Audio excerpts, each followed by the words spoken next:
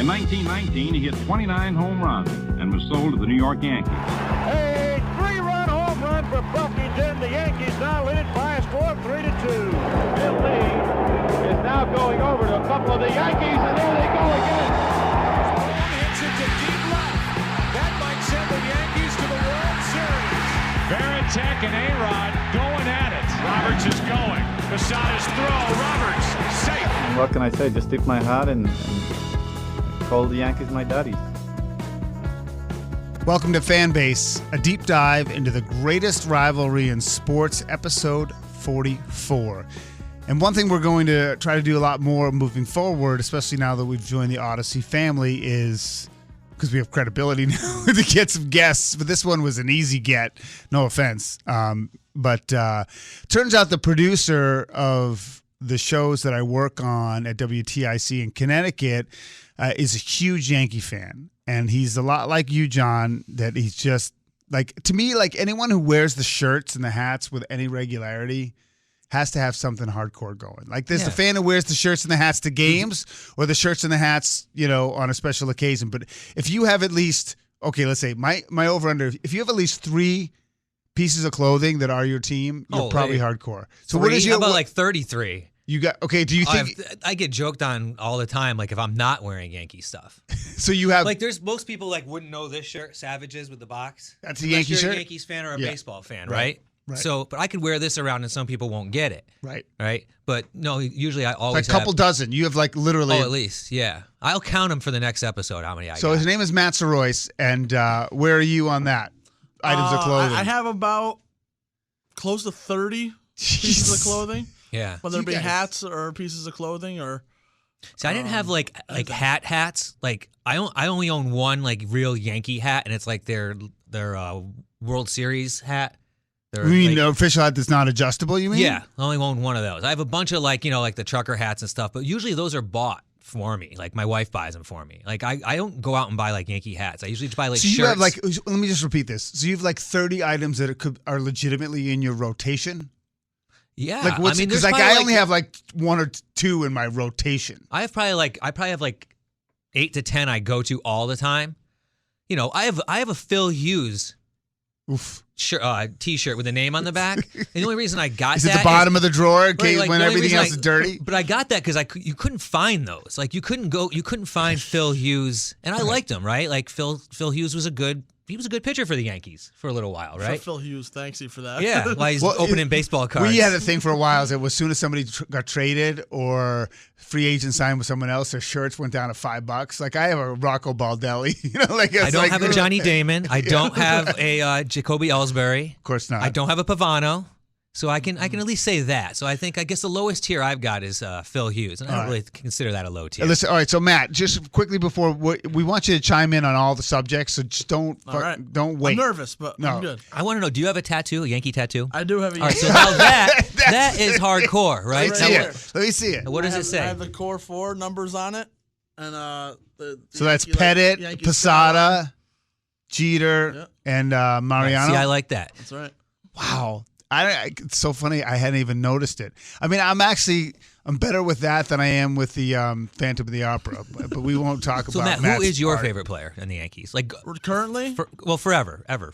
Forever. I really, really loved Nick Swisher when he was on the Yankees. Yep. It's a fan favorite. He was just looking like a little leaguer out there having fun. Right, because you just want to play hard and then go out with him and get hammered. Yeah, he was also like an attitude you like to see on the Yankees. He was you know, he was a good Yankee, but he was like that different Yankee. Right. He wasn't like your total business Yankee, but when you looked at him, you didn't look at the guy like, oh, we don't want him on the team. And I love, you know, it's hard not to love Derek Jeter as a Yankee fan.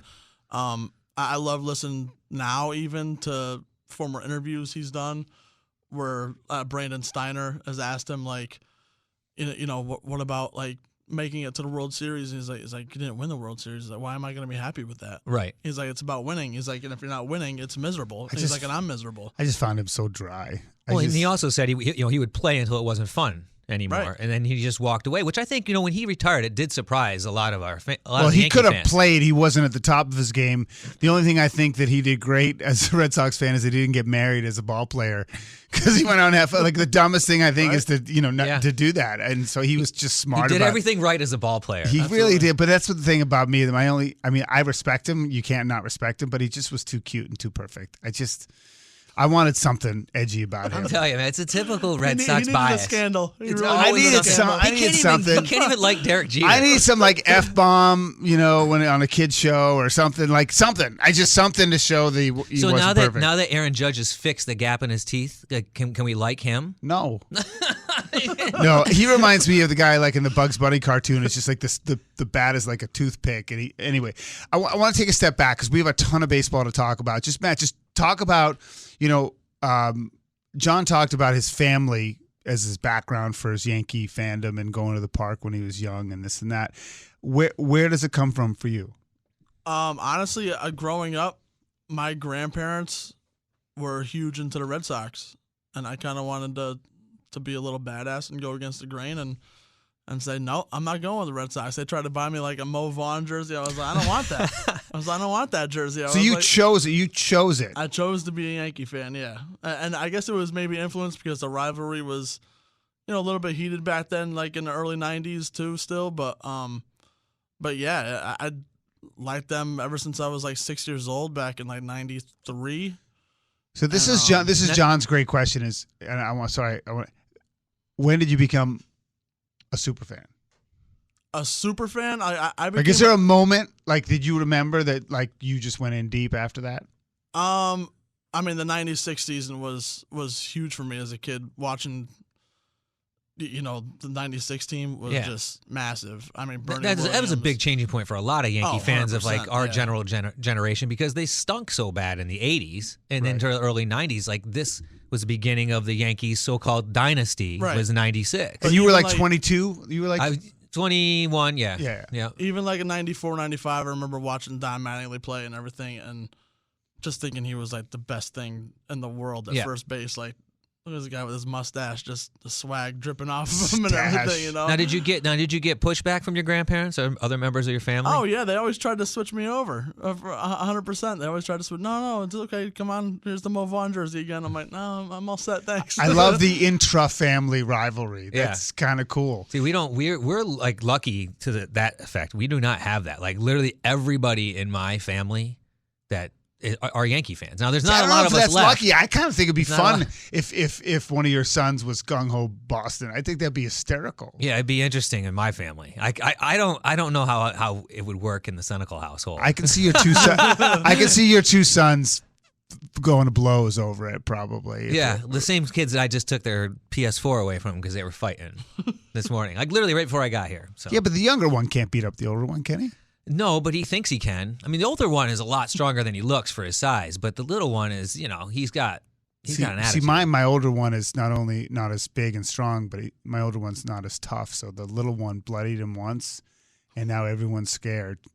There you go. He's scared. Everyone's scared that he's going to try to stand up to him and get really hurt. Yeah. So he doesn't even try anymore. Listen, he's John Senecal. I'm Brian Shackman. We're here with Matt Sirois here on episode 44 of Fanbase, a deep dive into the greatest rivalry in sports. Let's get in quickly to the teams because it's pretty unbelievable. If you look at some of the past episodes and look at the titles of the show, you realize what kind of season it's been. The Yankees, obviously, whether the streak is on or off, they've played great ball. John, I know there's a couple things you want to point to, and then I'd like to get your take, Matt. Well, what else can you say? They're clicking on all cylinders. It's unbelievable. I think, honestly, the addition of the Bronx kid, that remember we talked about, Andrew Velasquez, talking about him, he has been a great spark to this team. And then, again, Aaron Judge, rolling along. But Matt, you and I had talked about this before the show started. We're a little nervous in a way because the Yankees have a lot of good problems ahead of them, and they got to make some big decisions coming up here. A lot of good problems. You're right. What are they? Go through it. Gleyber Torres coming back. What do you do with the kid Andrew Velasquez? You send him back down. You maybe put him on the bench, alternate him, or whatever. The 30-man or the 40-man roster is about to kick in. No, there's no 40-man roster this year, right? I think I think they just they just go with the normal roster, or they add one. I think it's like 26. Oh, really? Yeah, there's they got rid of the 40-man, so there's an even bigger decision. You also have Kluber coming back too, but he'll be easier to slot in. But it's tough with Luis Gil pitching so good. He just he's sticking down in the minors. Tyon didn't have a good last start, but again, the big question is, what do you do when Torres comes back and he's not far from coming back? There's going to be an odd man out on this team, whether it be Brett Gardner, Tyler Wade, the Bronx kid. I mean, it's I don't know. Who do you think? Do you have any opinion on this? Who would you get rid of? Someone's got to go. It is tough. It's tough to say. Do they drop a pitcher? I don't think they can't drop a pitcher. I don't think they could drop a pitcher at all. No, I think they need depth in the bullpen, and if they go with the 6th starter even and maybe throw that guy in the bullpen. So there is a position player that's going to be the odd man out if and when Gleyber Torres comes back. Now listen, he's swinging the bat. He did a rehab assignment. There's no guarantees yet on how he's going to respond, right? And we don't really know the extent of his injury. He had a sprained thumb, they say. So if and when he does come back, somebody's got to go. All right. So listen, but my whole thing is getting back to and I know that, Rizzo hasn't played that great, and if he gets hot, it's even better for them. But I go back to the closers. I mean, both the Red Sox and Yankees have had, listen, Matt Barnes and Aroldis Chapman had a little bit of success late in the week, but I still look at it as a red flag. And so if you're Aaron Judge, assuming Aaron Boone, sorry, if you're in a wild card game and you're up 1 run in the 9th, this is a straight out question. You're in a 1-game playoff and you're up a run in the 9th. What are you doing? Because you know what, you can put a guy. You can say, we'll put him out there, and if he puts a guy on, you yank him. But then he puts a guy on, the game's already in jeopardy. You have to face 3 batters. So if you come into the game, you have to face 3 batters. So what do you do? You also have to ask yourself who's available, right? No, everybody's available. Everybody's available. So you got Green, Peralta, Loaizaga, and Chapman. Yeah. There's your top 4 for the Yankees, right? Sure. You could even bring back Mariano from the luxury Ghost of Mariano. I mean, I wish I could have the Ghost of Mariano. So what do you do? It's simple. You have to go with the hot hand at this point. You have to. So whoever's pitching well, the best is going in. That's a diplomatic cop out. If the season ended today, I would go with Jonathan Loaizaga. He's pitched amazing. To me, he pitches 100 miles an hour. He's everything that Chapman is, but consistent. John? All right, I'm going to talk about the last 10 appearances for these guys, right? Because I looked this up because we're going to talk closers, right? Green, as of Friday. As of Friday. Chad Green, 13 innings, 11 hits, 3 earned runs, 17 Ks. Wandy Peralta, 11 2/3, 10 hits, 1 earned run, 9 Ks. Loaizaga, 13 2/3, basically what Green, 10 hits, same as Green, 1 earned run, 13 Ks. Chapman, 9.1, 7 hits, 2 earned runs, 14 Ks. Now, if you look at those numbers, they're all pretty close. They're not bad. Similar. So I'm thinking, Loaizaga, what you said is a great pick. I mean, I have no problem with Loaizaga going in. But you look at Loaizaga and Green, and it's like you look at that span of 10 games, there's always that one game where you look at them, you're like, oh, my God, they can't be our closer again. Right? That guy throws that hard, but Loaizaga throws that hard? Yeah. He reaches 100. He's like Guidry, man. He's not even that big. He throws very hard. He throws 100, the thing 101. I like about Loaizaga, too, is that he can go in the 8th and 9th.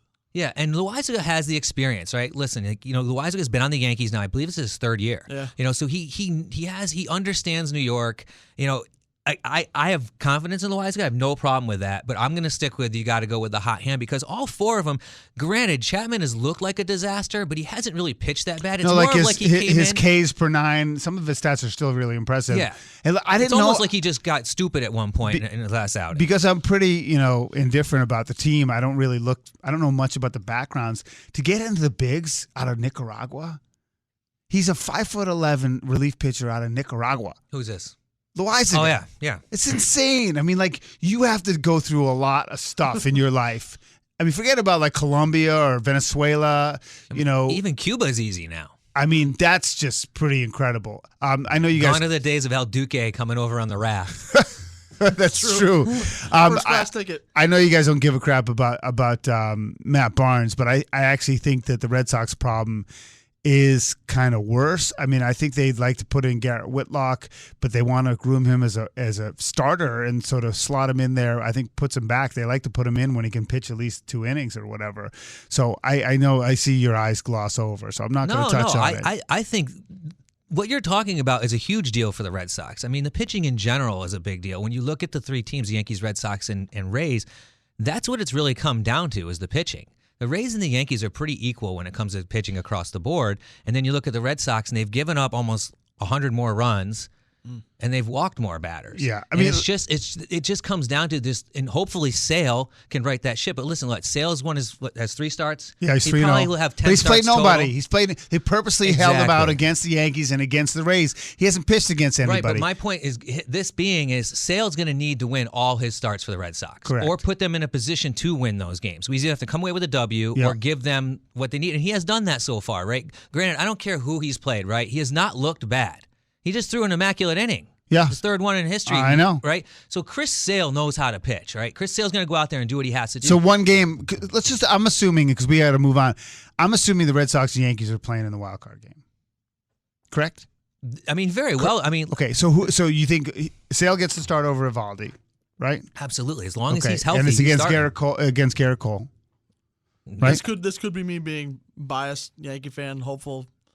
But I still think that the Yankees have a chance to win the division. I do too. That's what I was about to say, and I honestly think they do because they're going to finish out against Tampa to end the season as long as they keep hanging in there and keep playing. Listen, Tampa is 8-2 over their last 10 games, right? The Yankees, we all know what they're doing with their streak. Okay, right? so it's as of Friday. They're only 4 out. I'll grant you that, Matt. I'll grant you that. But let's just segue into that. We'll skip a couple line items and we'll go back to it. I was just toying around with their Tampa stats and stuff. Let's talk about, because my question on our little fake rundown that I chicken scratch on my notepad, how do you explain Tampa? And I can't. I mean, the only player who has an average on their roster above 300 is Drew Rasmussen. He's a pitcher. Correct. He's 1 for 3. They got him in the Willie Adames trade. My point is that they don't have a regular player, no player above 274. Rosarena. And you know who that is? It's Wander Franco, the rookie. And that's the reason why they're playing so good right now. I'm just saying they got nobody. They got him, and they got Rosarena, and they got Wendell. I mean, Wendell's not driving in a lot of runs, but his average is up there. Yes, 270. My point, they just don't have. They don't have. But somehow, whether it's the way they cobble that pitching staff and the way they use them, I mean, it's amazing. Look at what they did. All right, so they traded Rich Hill. They got rid of him. They got rid of Adames. They got rid of Diego Castillo. Right, those 3 players. Like Rich Hill was just traded at the deadline. Right, he was looking pretty good. Right, he goes to the Mets. He's like they know what's going on. If one thing that the Rays can do is recycle pitchers. Sure, I look at their numbers and I'm just like, how are they winning so many games? And then you see they're hitting, and they don't have a single regular position player hitting over 270. It's crazy. Their pitching is good, and they lost Tyler Glass now. And what they do is they just they get these guys when they're young. And they don't hold on to him. They got rid of Blake But that doesn't Snell. explain to me why they're winning and in first place. Like, I don't get it. I just don't get it. I point back to Wander Franco. Ever since they've been playing good all year, but with Wander Franco, when they got him, I think, again, it drives some youth into the team. They see that this kid can hang with all of them. He is a freak. He's like Juan Soto. He's like Tatis. He's a player that even when he's young, that this team can rally around. Listen, everyone said on that team that they were heartbroken when Willie Adames left. I don't really think they care about Willie Adames leaving anymore. Like, I think they got over that real quick, right? The Rays don't have players that are on that team long. They have 2 players on that team with longer than a 1-year contract. Yeah. Right? Brandon Lau is up in 2024, and Kiermaier was up after next year. And Kiermaier, like I said, up next year, he signed a while ago. Everybody else is a 1-year deal. They don't hang on to their players. They get them while they're hot, and then they get rid of them. It's crazy. I mean, I'm extremely, and I know the Red Sox are trying to recreate a lot of it. So I can't. I look at their roster and I'm like, I don't understand. But they do. They play tough and they manage pretty well. All right, John Senecal, Brian Shackman here. Fan base, a deep dive into the greatest rivalry in sports with our guest Matt Sirois today. I want to bring up a couple things because early in the week, Alex Verdugo, who I like a lot, he stopped in the box after a long hit as if he hit a home run. And then he realized that it wasn't a home run. And then he tried to stretch it into a double, realized he wasn't going to make it to second, so he tried to get back to first and got thrown out at first. And I like him. I do. But I think that, to me, that symbolizes everything that's wrong with the stupid bat flip. Did he start the next game? He did. He stayed in that game, obviously. I think so. All right. Should he have been pulled? I don't know. Like, that's the thing with Cora. Like, he finds a way to be firm, but he's also a player's guy. Like, he doesn't show them up, but he holds them accountable. But given the circumstances, which is your point, is you'd have benched him. Well, given the circumstances and the state of the team, right? That's the last kind of message you want to send, especially from a guy like Alex Verdugo, who I would not expect that from, to be honest with you. Yeah, I was disappointed. That would drive me nuts as a manager. Anyone would you bench him? Would you bench him for a game? Yeah. Yeah. Why not? Absolutely. Or maybe just pull him out for the rest of the game.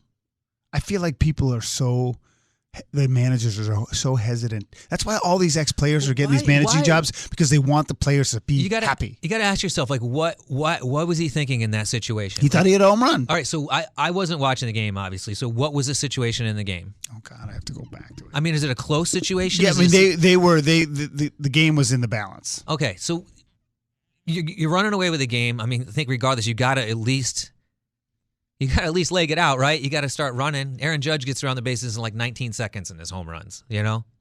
I'll tell you what, I remember years ago, not years ago, but enough years ago, where Robinson Cano would just drive me up a wall. Loafing. Every single time he'd like bounce out, I've seen it a couple times with him. I can remember where the shortstop would bobble the ball, and he could have easily made it to first, but he was just moseying his way down the first, and he got called out. We saw that in the Yankee series, just a ground ball to Odor, and Ozzie Albies is busting it out of the box, and he beats it out, right? Yep. That's the one thing that Derek Jeter always did, and that's why, again, another reason to love him. Dude, that guy never gave up. Yeah. Dude. He always went 110%. So they were down 4-0 in the fourth, and they needed a rally. And if he was had down 4-0, yeah, and if they I thought they were up. No. Oh, please, and dude, if bench the guy. And if he had run, he would have had a stand-up double. All right, so listen, the other night, the longest game of the season was played, right? 16 innings, the Padres and the Dodgers, all right? Tatis ties the game in the 15th, in the top of the 15th. All right, did anybody see that? I did not. Did you see where his home run landed? Literally like 6 inches over the guy who jumped in right field to catch it, and he was still standing in the box when the ball went out.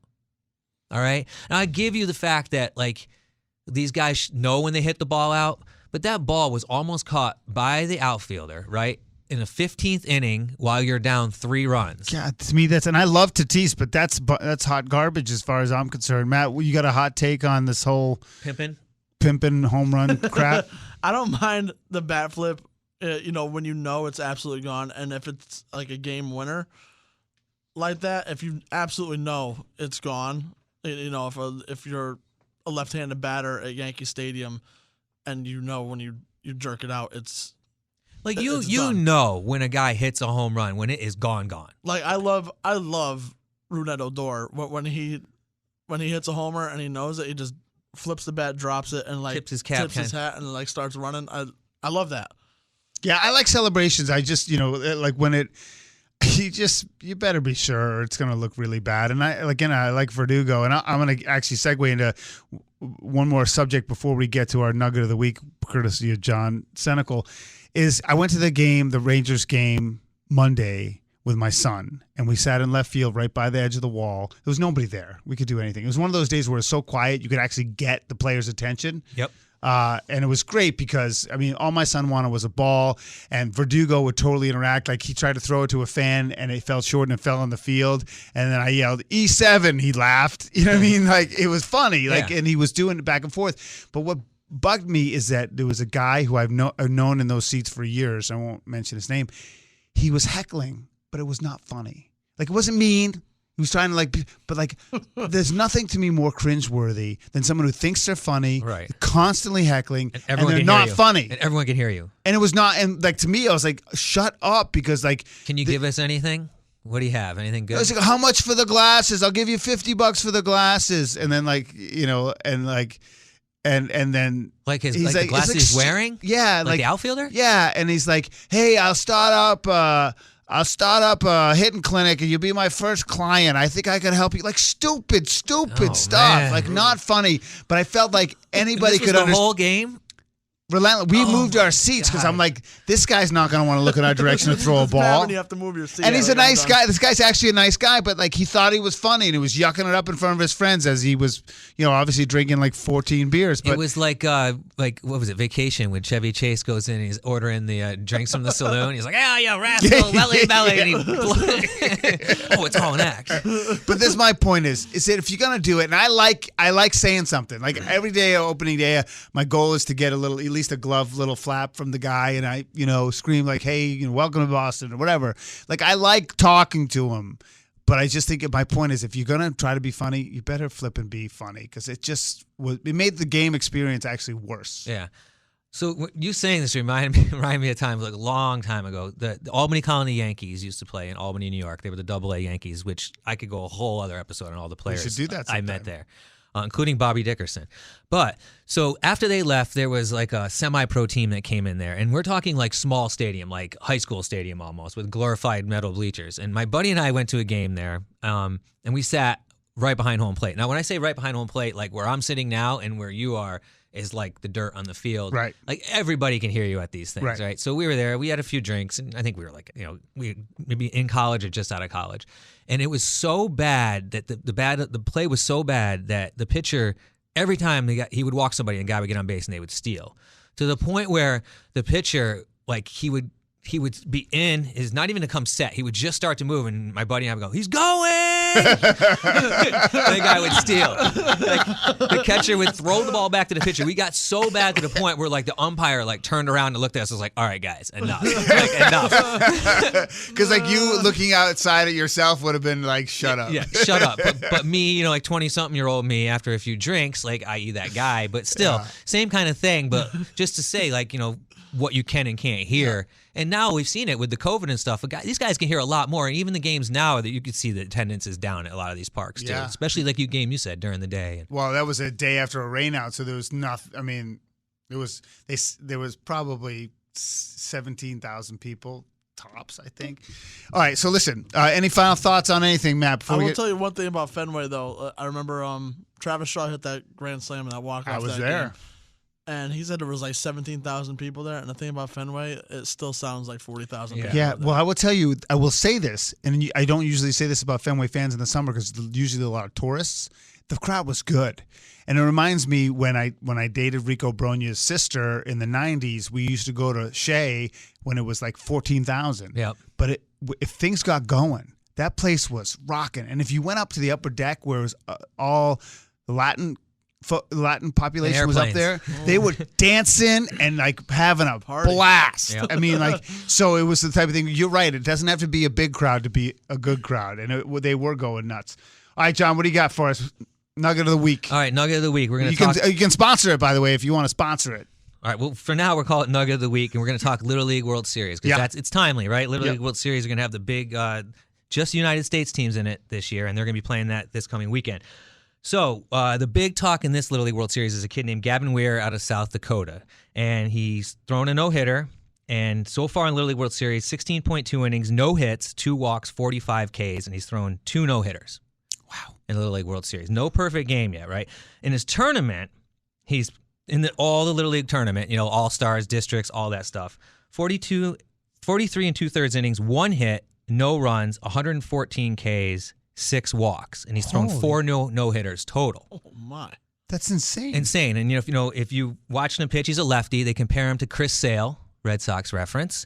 Prior to this appearance in the Little League tournament, South Dakota had been 1-11 in prior Little League World Series play, and now they have a legit shot of winning the whole thing.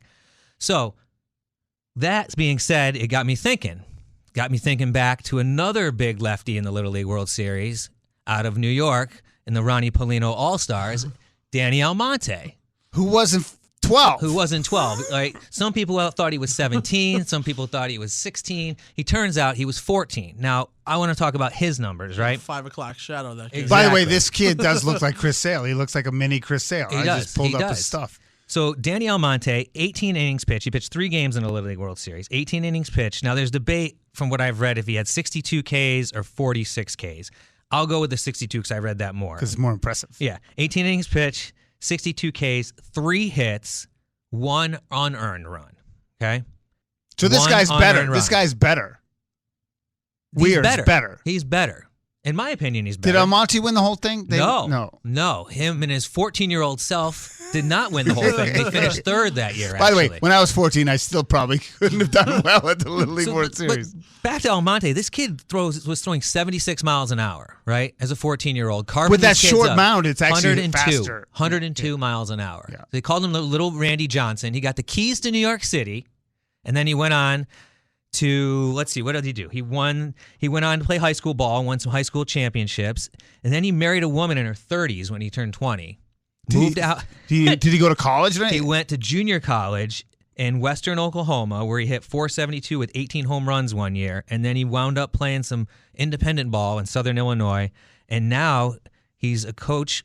The latest on him was he's a Cardinal Hayes coach in high school in New York. So he never went to full college, never made it to the pros. No, but his coach Ronnie Paulino did get suspended from play for having the bad players, and his dad did get arrested for forging the documents of him not being 12. Why isn't that is that a 30 for 30? It's got to be. It has to be. Like, what are they doing? That's incredible. But the impressive thing there is, like you said, look at what this Gavin Weir kid is doing. It's unreal. And he's like legit 12 years old. But like when they get to this, like I know they can't change the mound distance, but that kid looks like 5'10" or whatever, and he's throwing gas, and these little kids frightened in their shoes. But that's awesome. All right, man. Any final closing comments here? I want to know the one kid who got a hit off of him. Seriously, that guy deserves the Jim Dandy. He's walking around with swag right now. They asked him who got the hit off him, and he never answered the question. He was a typical professional ball player. He glazed around the answer. It was really great. Funny. All right, Matt, it's great to have you. Obviously, you're close by. We'll do it again. Yeah, man. Matt Sirois, John Senecal, Brian Shackman. This has been episode 44 of Fanbase, a deep dive into the greatest rivalry in sports. You want to do your little where you can see us and watch us stuff? Check us out on Facebook, Podcast Fanbase, and on Twitter, Fanbase Podcast. We got to change that. I know. Flip-flop. I think I actually just said it wrong. All right, we'll talk to you next week.